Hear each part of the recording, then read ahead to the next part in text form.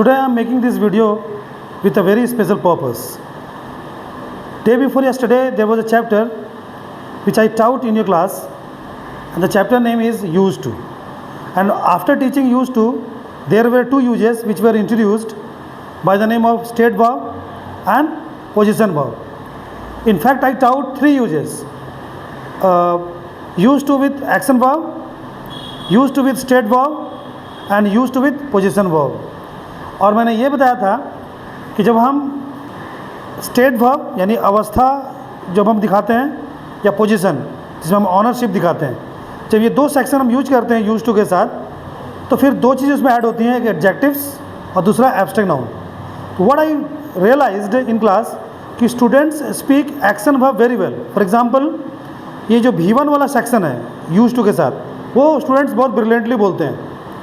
जैसे कि I use to play, I use to dance, I use to meet my friends, I didn't use to complete my homework, I didn't use to obey my elders या फिर my teachers, I use to make excuses while going to school, blah blah blah.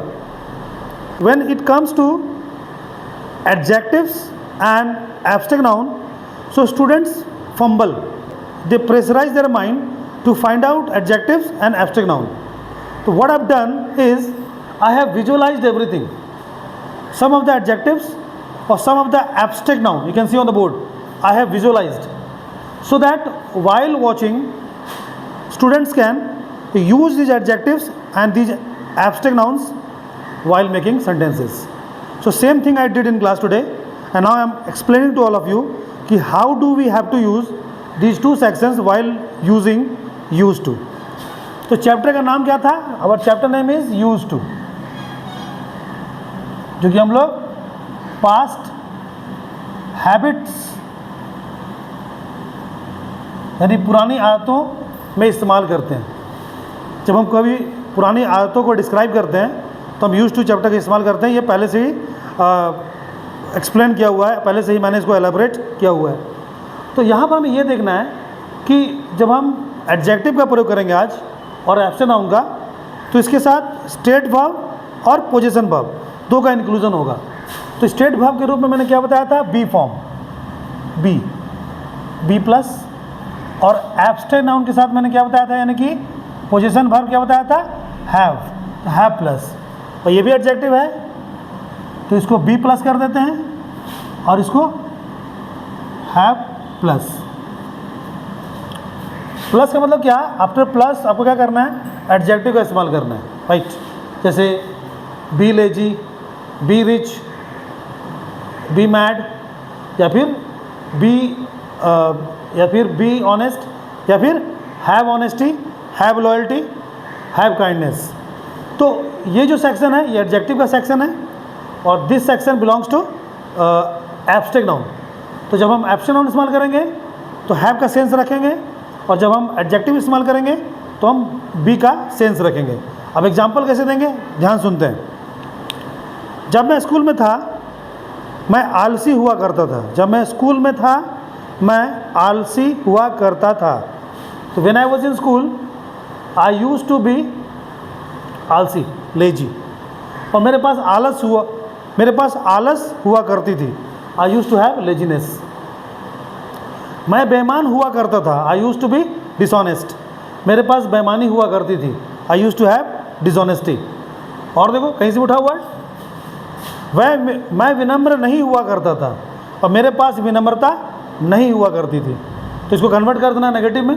कैसे? I didn't use to be humble and I didn't use to have humbleness, या फिर politeness. और देखो, मैं जिद्दी हुआ करता था और मेरे पास जिद्दीपन हुआ करता था. तो I use to be rigid and I use to have rigidness. अगर मुझे ऐसा बोलना है कि मैं जिद्दी नहीं हुआ करता था और मेरे पास जिद्दीपन नहीं हुआ करता था, तो very simple, I didn't use to be stubborn, या फिर I didn't use to be rigid, और I didn't use to have rigidness, और I didn't use to have stubbornness. तो मैंने पूरा यहाँ पर एक फॉर्मेट तैयार कर दिया है जिससे आपको बहुत आसानी होगी इस चैप्टर से डील करने के लिए. Before I finish the class I would like to speak to all of you one more very important thing. तो अगर आप ध्यान से देखो तो मैंने जो हिंदी लिखी है वो सिर्फ एडजेक्टिव का हिंदी है. जैसे विनम्र मतलब हम्बल, हम्बलनेस का मतलब विनम्र नहीं होता, हम्बलनेस का मतलब होता है विनम्रता। तो मैं एक बार हिंदी को रिपीटेशन मोड में बोल देता हूँ ताकि आपको सेंटेंस बनाने में दिक्कत ना हो। यहाँ से देखते हैं। पहला, लेजी मतलब आलसी और लेजीनेस मतलब आलस। तो पहले मैं हिंदी बोल देता हूँ, पहले समझ लो आप। आलसी, आलस, पागल, पागलपन, अमीर, अमीरी, गरीब, गरीबी, महान, महानता, दयालु, दयालुपन, ईमानदार, ईमानदारी, बेईमान, बेईमानी, वफादार, वफादारी, घमंडी, घमंड, लालची, लालच, कंजूस, कंजूसी, शर्मीला, शर्म, आत्मविश्वासी, आत्मविश्वास, समझदार, समझदारी, अक्लमंद, अक्लमंदी, अनुभवी, अनुभव, मेहनती, मेहनत, कामचोर, कामचोरी, बहादुर, बहादुरी, वीर, वीरता, साहसी, साहस, डरपोक, डरपोकपन, कायर, कायरता, जिद्दी, जिद्दीपन, विनम्र, विनम्रता, खूबसूरत, खूबसूरती, बदसूरत, बदसूरती, लापरवाह, लापरवाही, सावधान, सावधानी, बेशर्म, बेशर्मी, क्रियाशील, क्रियाशीलता, ज्ञानी, ज्ञान, अज्ञानी, अज्ञान। तो इससे क्या होगा कि आपको सेंटेंस बनाने में आसानी होगी। मैं लास्ट बार एक एग्जांपल दे देता हूँ कि मैं वीर हुआ करता था और मेरे पास वीरता हुआ करती थी। तो I use to be gallant and I use to have gallantry. So this is how this chapter is going to function. You will have to remember this all words, क्योंकि बार बार ये बोर्ड और कॉपी लेके आप कहीं नहीं जा सकते। आज मैंने हेल्प कर दिया, today I have written on the board, but every time I will not be with you. So therefore these words should be written in your subconscious mind, so that if it needs must, these words can be used frequently while making while using sentences. I hope you must have understood what did I mean to say या फिर what do I mean to say.